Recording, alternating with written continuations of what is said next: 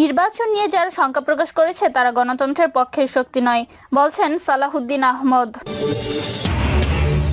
শহীদদের রক্তের সঙ্গে বেইমানি করেছে সরকার, বলছেন রেজা কিবরিয়া। আওয়ামী লীগের মিথ্যে ইতিহাসের মুখোশ খুলে দিতে হবে, বলছেন মঈন খান। এদিকে আগামী নির্বাচন পিআর পদ্ধতিতেই হবে, বলছেন গোলাম পরোয়ার। এবং সর্বশেষ জানাবো, যারা নির্বাচন নিয়ে শঙ্কা প্রকাশ করেছে তারা গণতন্ত্রের পক্ষের শক্তি নয়। প্রিয় দর্শক, এতক্ষণ শুনছিলেন সংবাদ শিরোনাম, এবারে বিস্তারিত। নির্বাচন নিয়ে যারা শঙ্কা প্রকাশ করেছে তারা গণতন্ত্রের পক্ষের শক্তি নয়, বলছেন সালাহুদ্দিন আহমদ। যুবদল আয়োজিত মিলাদ ও দোয়া মাহফিলে প্রধান অতিথির বক্তব্য দেন বিএনপির স্থায়ী কমিটির সদস্য সালাহুদ্দিন আহমদ। আজ শনিবার দুপুরে নয়াপল্টনে যারা গণতন্ত্রের বিরুদ্ধে বিভিন্ন রকমের বক্তব্য দিয়ে নির্বাচন বিষয়ে শঙ্কা প্রকাশ করেছে তারা গণতন্ত্রের পক্ষের শক্তি নয় বলে মন্তব্য করেছেন বিএনপির স্থায়ী কমিটির সদস্য সালাহুদ্দিন আহমদ। বিএনপির স্থায়ী কমিটির এই সদস্য বলছেন, তারা বাংলাদেশের মানুষের পক্ষের শক্তি নয়, তারা হয়তো কোনো না কোনো কারণে নিজের কথাগুলো ইনিয়ে বিনিয়ে বলছে, যাতে নির্বাচনকে বিলম্বিত করা যায় অথবা বানচাল করা যায় অথবা নির্বাচন অনুষ্ঠান না হোক সেটা চাই, কিন্তু বাংলাদেশের মানুষ ঐক্যবদ্ধ। আজ শনিবার দুপুরে রাজধানীর নয়াপল্টনে যুবদল আয়োজিত মিলাদ ও দোয়া মাহফিলে প্রধান অতিথির বক্তব্যে সালাহুদ্দিন আহমদ কথা বলেন। বিএনপির চেয়ারপারসন খালেদা জিয়ার ৮১তম জন্মবার্ষিকী উপলক্ষে তার সুস্থতা কামনায় এই দোয়া ও মিলাদ মাহফিলের আয়োজন করা হয়। বাংলাদেশের মানুষ গণতন্ত্রের জন্য ভোটাধিকার প্রয়োগের জন্য সংকল্পবদ্ধ। যারা এর বিপক্ষে বক্তব্য দেবে তাদের বিরুদ্ধে বাংলাদেশের জনগণ রুখে দাঁড়াবে বলে মন্তব্য করেন বিএনপির এই নেতা। রাজনৈতিক দলগুলোকে ফ্যাসিবাদ বিরোধী আন্দোলনের মতো নির্বাচন বিষয়ে ঐক্যবদ্ধ থাকার আহ্বান জানান সালাহুদ্দিন আহমদ। তিনি বলেন, আমরা যেন সুষ্ঠু ও শান্তিপূর্ণভাবে নির্বাচন অনুষ্ঠান করতে পারি, সেইভাবে ঐক্যবদ্ধ থাকি, আলাপ আলোচনা করি ও গণতান্ত্রিক উত্তরণকে সহজ করি। যে দেশে একজন খালেদা জিয়া আছেন সেই দেশ কখনো পথ হারাবে না, বলেন বিএনপির স্থায়ী কমিটির এই সদস্য। খালেদা জিয়া জীবনের চড়াই উতরাই পেরিয়ে গণতন্ত্রের জন্য সংগ্রাম করতে করতে আজও দেশের মানুষের জন্য আলোর দিশারি হয়ে বেঁচে আছেন, বলেন তিনি। শহীদদের রক্তের সঙ্গে বেইমানি করছে সরকার, বলছেন রেজা কিবরিয়া।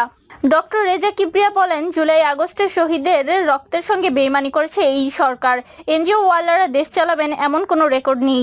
যারা ১,০০০ টাকা হালালভাবে উপার্জন করতে পারেনি তারা এখন ৫০ কোটি টাকা ডিল করে। শেখ হাসিনার পর সবচেয়ে নিম্নমানের সরকার ক্ষমতায় এসেছে, তারা একটা বছর নষ্ট করেছে। নতুন সরকার আসামাত্র তারা বর্ডার পার হবেন। তিনি আরও বলেন, আসিফ নজরুল অর্ধশিক্ষিত, এদের হাতে সংস্কার দেওয়া উচিত না। এই সরকার নিরপেক্ষতা হারিয়েছে, এই সরকার হলো অপদার্থ। শেখ হাসিনাকে দেশে আনা খুবই জরুরি। রেজা কিবরিয়া বলেন, আমরা সম্ভবত ডক্টর ইউনূসের কাছে খুব বেশি আশা করেছিলাম, কিন্তু দেখলাম উনি একটি এনজিও সরকার গঠন করেছে। বাংলাদেশ জনতা পার্টির ভাইস চেয়ারম্যান এবিএম ওয়ালিউর রহমান খান বলেন, বিএনপি ৩০০টি আসন, এরপর বৃহত্তর দল হলো জামায়াত ইসলামী বাংলাদেশ। বিএনপি যত চেষ্টাই করুক তাদের উদ্দেশ্যে সফল হবে না।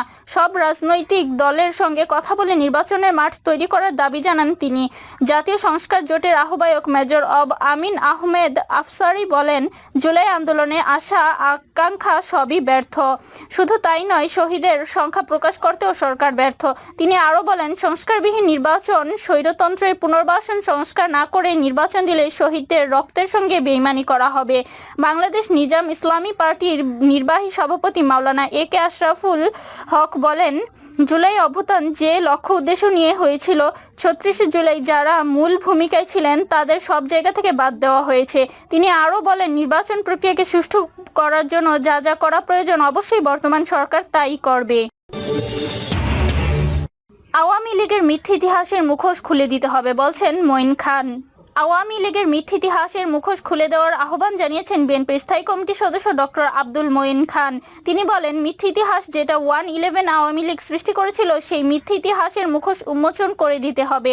শনিবার ১৬ই আগস্ট প্রেস ক্লাবে জুলাই আগস্টের গণঅভ্যুত্থান ও ফ্যাসিবাদ পতনের বর্ষপূর্তি উপলক্ষে আয়োজিত আলোচনা সভা ও দোয়া মাহফিলে তিনি এসব কথা বলেন।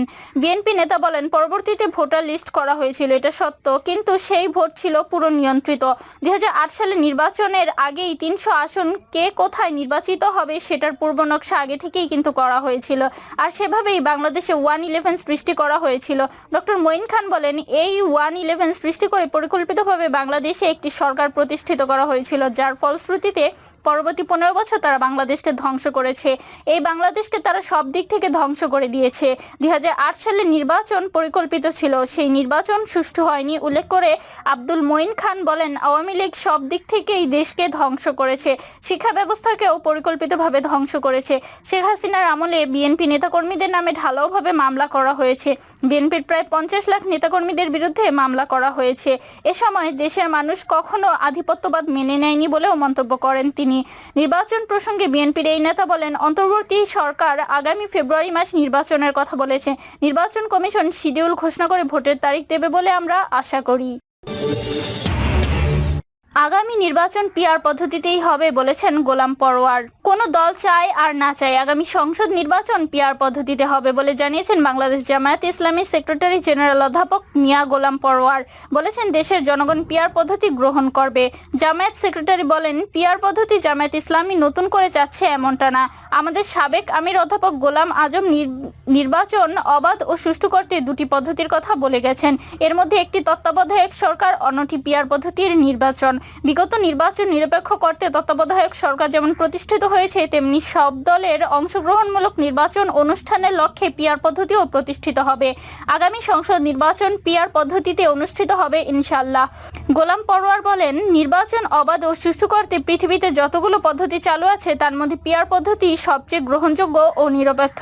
91টি দেশে পিআর পদ্ধতি চালু আছে। এ সময়ে আরও উপস্থিত ছিলেন জামায়াতের কেন্দ্রীয় নির্বাহী পরিষদ সদস্য মোবারক হোসেন, মির্জা আশেক এলাহি, জেলা আমির আতাউর রহমান বাচ্চু, সেক্রেটারি ওবায়দুল্লাহ কায়সার সহ অনেকে। যারা নির্বাচন নিয়ে শঙ্কা প্রকাশ করেছে তারা গণতন্ত্রের পক্ষের শক্তি নয়। যারা নির্বাচন নিয়ে শঙ্কা প্রকাশ করেছে তারা গণতন্ত্র ও দেশের মানুষের পক্ষের শক্তি নয় বলে মন্তব্য করেছেন বিএনপির স্থায়ী কমিটির সদস্য সালাহউদ্দিন আহমদ। সালাহউদ্দিন আহমদ বলেন, খালেদা জিয়া একটি নাম, একটি ইতিহাস। বাংলাদেশের স্বাধীনতা যুদ্ধের সময় তিনি তার 2 শিশু সন্তানকে নিয়ে বন্দিত্ব বরণ করেছেন। শহীদ জিয়াউর রহমানের শাহাদাত বরণের কিছু সময় পরে স্বৈরাচারী সামরিক সরকারের সময়ে দীর্ঘ 9 বছরের আন্দোলনে নেতৃত্ব দিয়ে তিনি আপসহীন দেশনেত্রী উপাধিতে ভূষিত হন। স্বৈরাচারকে হটিয়ে দেশে পুনরায় গণতন্ত্র নির্মাণ করেন। পরে 1996 সালে জনতার দাবির পরিপ্রেক্ষিতে নির্দলীয় তত্ত্বাবধায়ক সরকারের বিধান সংবিধানে প্রবর্তন করেন। এভাবে তিনি গণতন্ত্রের জন্য সংগ্রাম করতে করতে আজও আমাদের মাঝে বাংলাদেশের মানুষের আলোর দিশারি হিসেবে বেঁচে আছেন। তার 81তম জন্মদিনে আমরা প্রার্থনা করি, মানুষের সামনে আলোর দিশারি, পথ প্রদর্শক হিসেবে, গণতন্ত্রের স্বাধীনতার সর্বমত রক্ষা কবচ হিসেবে আল্লাহ তাকে আরও দীর্ঘায়ু করুন। তিনি বলেন, বাংলাদেশের সমসাময়িক রাজনীতির প্রেক্ষাপটে আমরা সমস্ত বিষয়ে দিক নির্দেশনা পাচ্ছি খালেদা জিয়ার কাছ থেকে।